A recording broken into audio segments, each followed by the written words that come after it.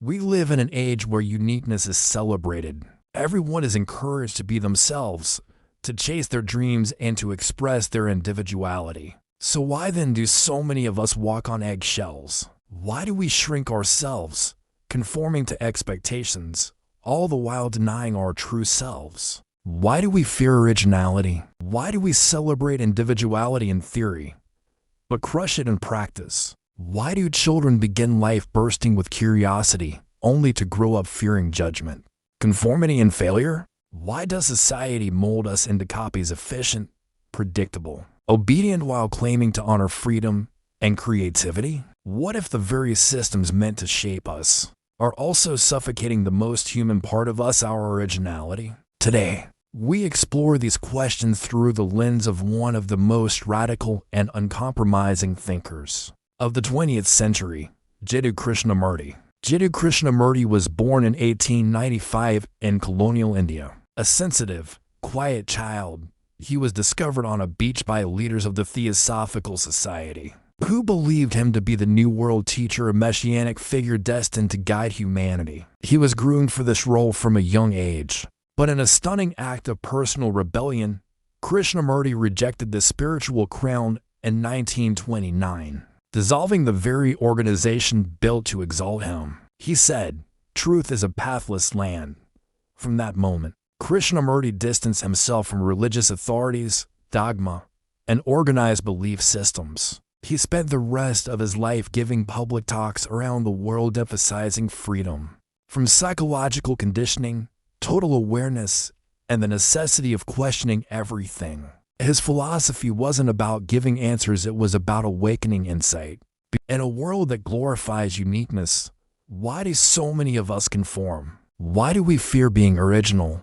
According to Krishnamurti, from the moment we are born, we are shaped by forces beyond our control. Our environment, our upbringing, our peers, they all contribute to making us who we are. We internalize rules, beliefs, and behaviors that are deemed acceptable. And as we grow older, we come to believe that these are our own choices. The whole problem with education is that it makes you into a respectable, obedient citizen, says Krishnamurti. By the time we reach adulthood, we are products of our conditioning. We operate on autopilot, repeating patterns ingrained in us since birth. Krishnamurti suggests that our fear of being alone stems from a deep-seated need for acceptance. We seek validation from others because we believe it will bring us happiness. But this dependence on external approval, he argues, is a form of slavery. It confines us to a predetermined path, one that society lays out for us. We cease to be individuals and become mere puppets dancing to the tune of societal expectations. But according to Krishnamurti, this need for approval is a self-imposed shackle. We choose to remain ignorant rather than confront the truth. We prefer comfort over enlightenment. But why? Why do we shy away from originality? Why is it easier to blend in than to stand out? We are social creatures, wired for connection. Being different often leads to isolation.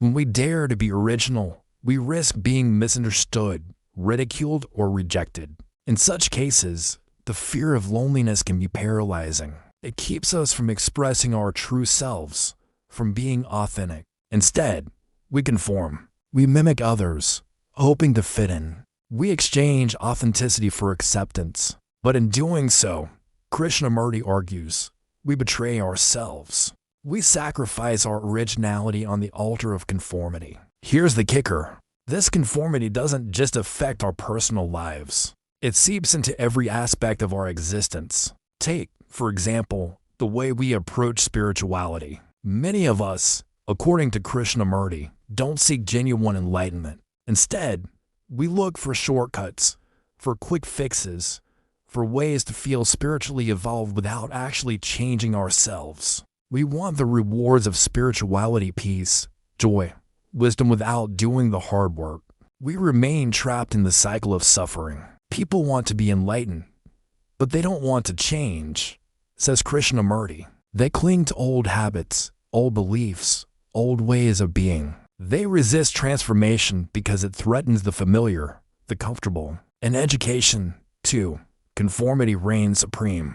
We are trained to fit into a system rather than being nurtured for our unique talents. Creativity is often stifled in favor of rote learning. Critical thinking is discouraged. Questions are seen as nuisances rather than opportunities for growth. We are molded into compliant workers, not independent thinkers. And this extends to our professional lives. We are incentivized to play by the rules, to toe the party line, to maintain the status quo. Innovation is celebrated, yes, but only within certain boundaries. Anything that threatens the established order is swiftly crushed. If you want originality, you must stop copying yourself, says Krishnamurti. So how do we escape the cycle of conformity? How do we break free from the chains of conditioning? Krishnamurti offers a radical solution, one that begins with self-awareness. He argues that the first step towards originality is recognizing the conditioning that shapes us.